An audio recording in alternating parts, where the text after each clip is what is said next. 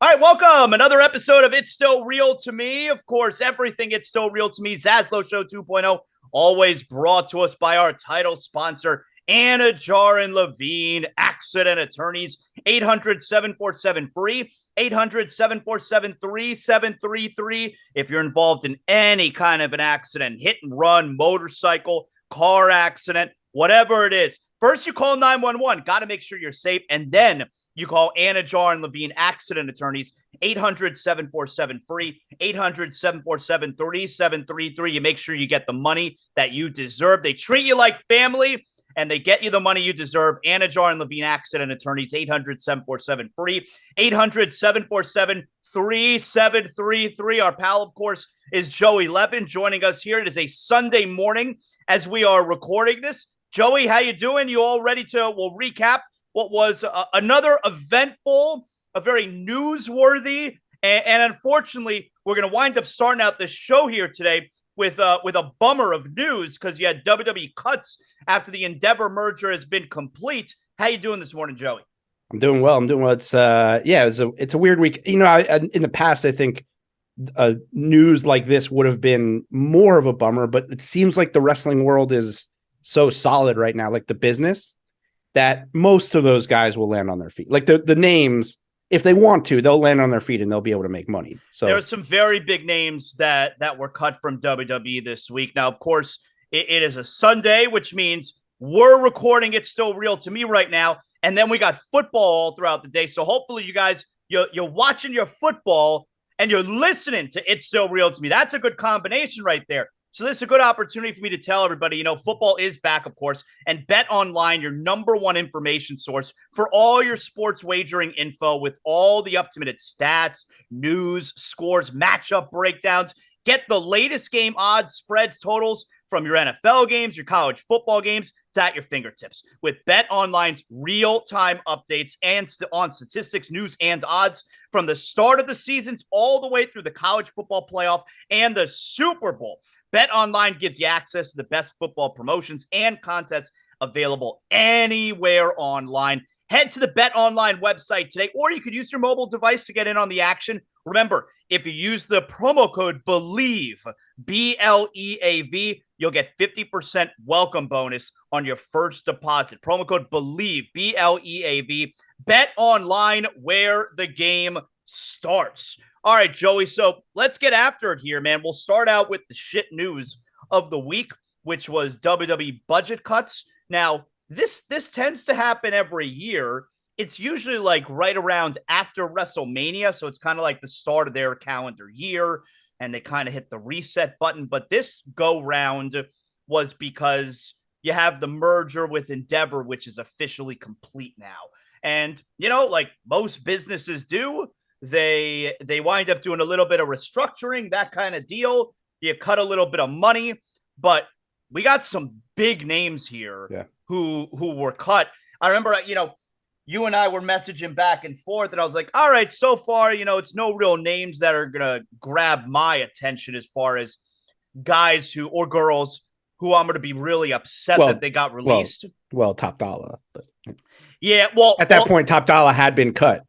Well, so Top Dollar, who I do not believe is good, but which is why you mentioned that. But I think the surprising part is, all right, so this time around, so it's the second time Top Dollar's been cut, but this time around they only cut Top Dollar and not B-Fab and Ashante the Adonis. So, I mean, I guess that feels especially shitty for Top Dollar. And by the way, when I say something like I don't think Top Dollar is any good, yes, that is true, but I'm not trying to sit here and, say, good, they got rid of him. Like, why would I care?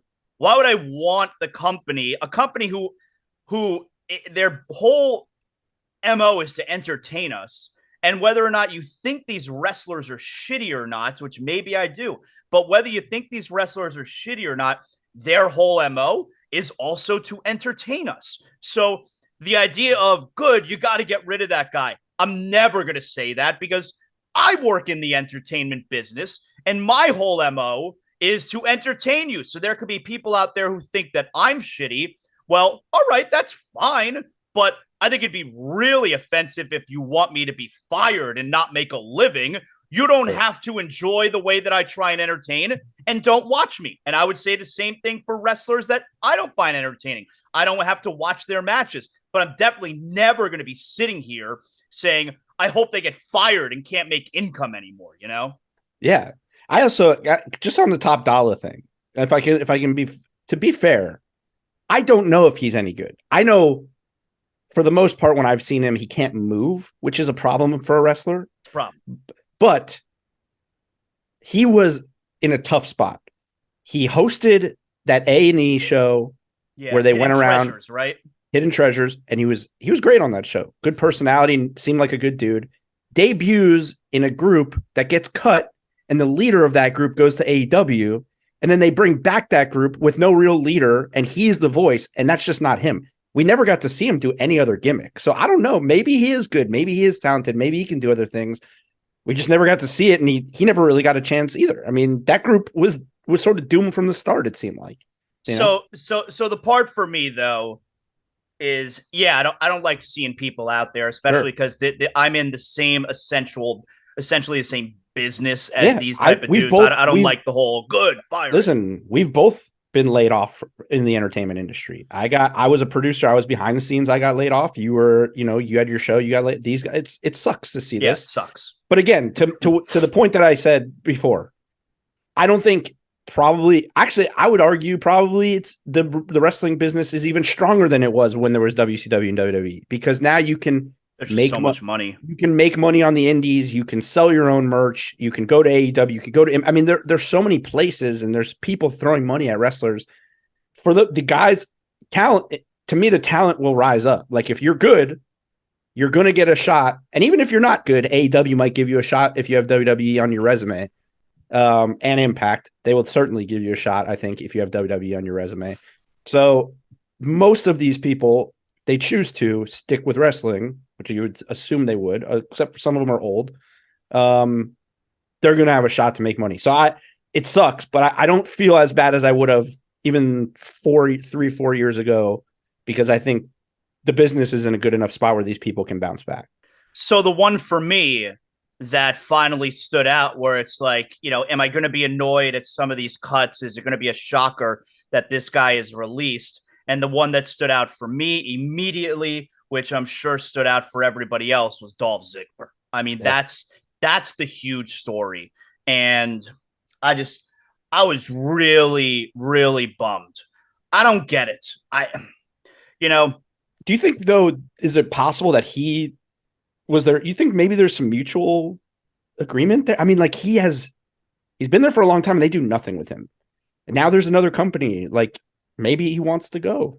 He's been on Being the Elite a couple times, the YouTube show with his brother. Well, I mean, look, let's be honest. Dolph Ziggler can go work wherever else he wants right now. Okay. Certainly. He's going to be 1000% fine. Maybe he'll be at Wrestle Dream. Like right now, he could do whatever else he wants.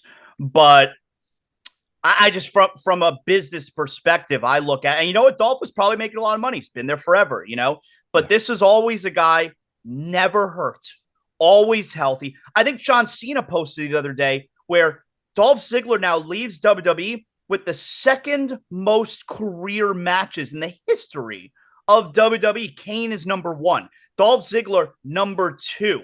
Dolph Ziggler never, ever hurt. Just a guy you can always rely on. Great worker. I mean, so like maybe there's a part of it where, all right, we shouldn't be surprised because as amazing as he is, they haven't found shit relevant for him to do in like 6 or 7 years, and that part is just as frustrating to me as him getting released. Is that how is Dolph Ziggler not always in the big, main event picture? He's that good. I'll never understand. And you could say that he was a ripoff Shawn Michaels, There's a lot worse guys to wind up being a ripoff of. Like ripoff Shawn Michaels should have been in the main event card for a really long time.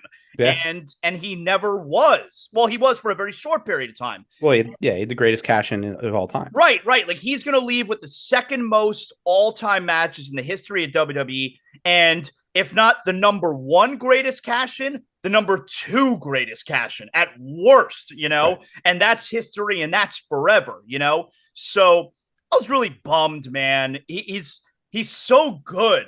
I remember Dolph Ziggler telling a story one time. I think he told the story on Insight with my friend Chris Van Vliet, where he almost got himself into like the place he's in his career is almost his own fault, where he's so good. He became so good at selling, and he is like maybe the best. He became so good at selling for other wrestlers that they started using him as the guy to help get the other guys over because he's so good at selling.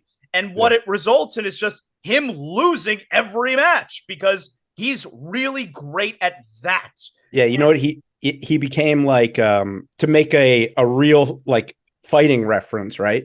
He became like that guy. Like if you're a UFC fan, the guy who almost got to the peak, right? And then lost a couple matches, but he's still like ranked 10th or 11th. But the older he gets, he's just like a gatekeeper. So when the up and comers come in, those up and comers get matched up with this gatekeeper.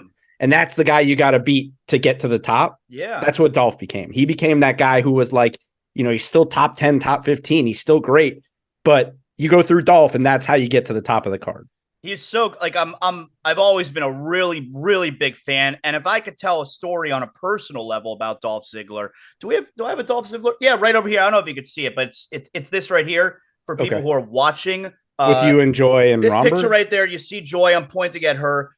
You can't see. I don't see. Yeah, he's a little off camera. All I see is that Romberg? Yeah, that's Romberg. I see Romberg and Joy. Next to Romberg is Dolph, and then I'm next to Dolph on the picture. So anyway, Dolph Ziggler came in studio with us a couple of times back in the day, and there was one time where Dolph came in studio with us, and he was always great, by the way. Like the second time that he came in with us, I knew he was coming in, and I had my younger son Jordan, who at the time was like 6. I was like, Jordan, why don't you come with me to work today, man? You can meet Dolph Ziggler, And Dolph was so great with him. He would just sit there and he's chatting up this 6-year-old in the studio, signed stuff with him, took pictures with him. It was a real thrill for my son Jordan. But anyway, that same day, so, you would get text messages from Sports Talk Radio would do texts, and you could read the text from people. And one of the listeners show, Dolph, I'm a huge fan. I'm in the hospital right now. I have whatever it was, I think cystic fibrosis. I'm getting treatments right now. Just want to let you know I'm a huge fan, blah, blah, blah. And after the show, Dolph looked at his people, they always come with 1 or 2 handlers from WWE. And he said, can we find out, this early in the morning, my show is 5:30 to 10 a.m., said, can we find out where that guy is? Do we have time? Can we roll by the hospital and just surprise him? And we're like, we could definitely find out what hospital he's in. And they did. And they went to the hospital. Dolph did. And they surprised him. And they took pictures and gave him gear. And yeah, it was just such a really cool story. Hey, can we go to the hospital and visit this guy? Yeah. So I wanted to make sure I put that story out there. He was always really great anytime he was on our show. I'm bummed. Yeah, I'm bummed that he was cut. Yeah. I was upset too for my friend Dana Brooke as well. I'm not surprised, but I was bummed out for her because if I could say something really quick about Dana Brooke, also such a sweet girl. She was consistently number one. She's gotten a lot better in the ring and has worked so hard over a few years, but she was consistently given really shit gimmicks and storylines, and she always gave 1,000% and made the most of all of them. Yeah. And so from that perspective, you had a worker there who was always game for whatever shit idea you came up with. From that perspective, I think I think she's a good person to have on your roster from that perspective, and they cut her. So I felt bad for her. I think she'd be good in AEW. I don't think AEW's women's division is very good, to be honest. Not that they don't have talent. It hasn't, I don't know, just there's something about it other than what Toni Storm's doing right now, obviously is incredible. It's probably the best thing in women's wrestling. But the rest of it, there's always been like this it's been very like, I don't know. It just hasn't been, it doesn't feel very deep. The storylines have been all disjointed all the time. I think she'd be. I think they could use her. I think she'd put on good matches, and they could figure out maybe to figure out a way to be more creative with her. I think she'd be good in AEW. She'll get a shot. I mean, first of all, she's also, her look has evolved over the years. Yep.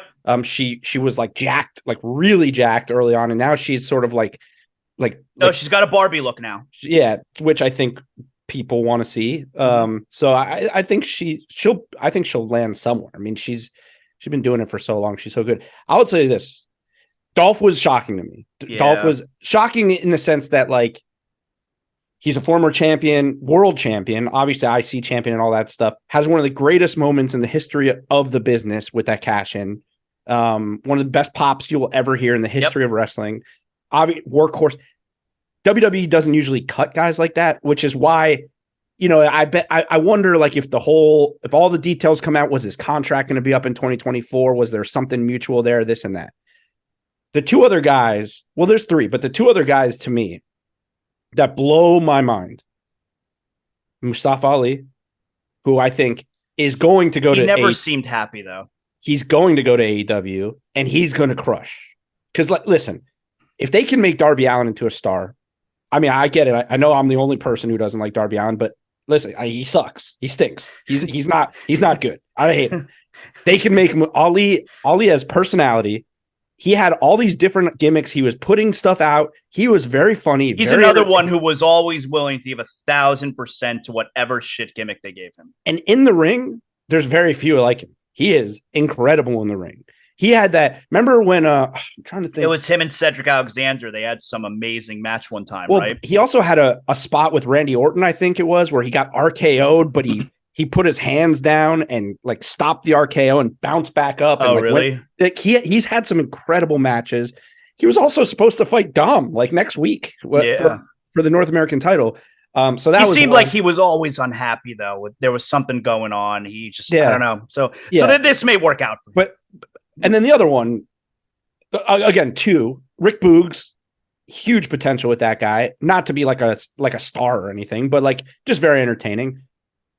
Elias, like, that's crazy to me. Elias, how do you not find something for Elias? Elias was the most over dude. Everything he did, even the. You remember that one promo he did where Kevin Owens was out there with him? They're in Seattle. Yes, talking about this is why you lost the basketball team. Elias was so over, man. I went to a live show at Madison Square Garden in the peak Elias, and Walk with Elias was the biggest thing. Yeah. WWE stands for what? Walk with Elias. That was the biggest thing at a house show that I went to at Madison Square Garden. And then he goes away. The Zeke stuff. He got the Zeke thing over. Yep. Zeke. I'm going to Zeke out. I'm getting ready to Zeke out. Like, that was, he is so entertaining. He's jacked. He has the WWE look. I don't know if he's great in the ring, but who cares? That's what WWE, I mean, that's not necessarily the biggest requirement in WWE. I can't believe Elias is not in WWE anymore. So let's do it here, man. Give me your top 5 released WWE stars this week. And let's narrow it down to AEW, since they are the second biggest that we'd want to see promotion. Go to AEW. Yeah, since they're the second biggest promotion, and that's going to get the most eyeballs. Who are the top 5 of the cuts that you would like to see show up in AEW? Okay, 5 was Dana Brooke for me. I think they just need more women's wrestlers, and you bring someone in from WWE that has somewhat of a name, maybe they can get some buzz. And she has a huge following on social media. Huge. This one's gonna be a surprise, I think, Aaliyah. Because I think she's a smoke show, and you can't have enough of those. I think she also is one who, when she first came in, was horrendous and also had a weird look, and now she is so hot. She's so her Instagram is incredible. So you can't have enough of those. And AEW just needs a deeper roster. Ali is 3 for me. I think he'll be great anywhere he goes. Elias, I go back and forth. Dolph and Elias are 2 and 1. They could go either way. Like Dolph, of course, there's just like dream matchups that you could see Dolph having in AEW, and maybe with some creative freedom, and also his brother's there, so maybe there's something there. They can do some stuff. But I just think Elias is a star, man. I just think, especially in a company where it seems like the wrestlers are running the show, like Elias giving him some creative freedom would be awesome. All right, so those are your 5. Boogs is my honorable mention. I think Boogs. I love Boogs. For me, though, top 5 that I would like to see wind up in AEW. Number 5 for me is Mustafa Ali. I think he'd be excellent there. He's exactly the type of wrestler they love. I mean, give him a chance, every other week to fight for 25 minutes. Like that's absolutely a good match. So Mustafa Ali, number 5 for me. Number 4 is Elias. It's super entertaining, like you said there. Number 3 for me, we haven't mentioned her yet. Emma. I've always been a fan of Emma. I like her. I think she's got a great look. And she could wrestle. I mean, she was on the independent scene for a while. Was she in Impact for a while? Also, before she came back? To Neil Dashwood. Yeah, like she can go. I like Emma a lot, so I got Emma number 3. Number 2, Shelton Benjamin. He doesn't have to be a huge guy, obviously, in AEW, but man, he could work with anyone. So I would see Shelton Benjamin there. And number 1 for me is obviously Dolph Ziggler. Like I would root hard for Dolph Ziggler. If he showed up in AEW, I would legitimately root hard for him every time I saw him. Yeah. So that'd be my top 5. Yeah, I thought about Shelton Benjamin. I just, there's nothing there. I just put on great matches though. That's AEW, man. But if we would I rather see Shelton Benjamin for 20 minutes or Nick Wayne? I'm going Shelton Benjamin. Yeah, but Shelton Benjamin's just going to wrestle matches. Like nothing's ever going to happen with him. I don't know. That's it. That's it. He's just going to go in and be a worker. He's going to be Sean Spears, right? So I would like to see people go there that I think have like a chance to be in like a meaningful storyline, stuff like that. Right. I just don't know. Shelton Benjamin, he'll be great anywhere he goes. He's great in the ring, but can they do anything with him at this point? He's going to end up in the Mogul affiliates, and it's like, what are we? So that's what we start the show there with. Well, by the way, we got to mention, arguably the biggest cut, Matt Riddle. Yes. So let's talk about Matt Riddle here.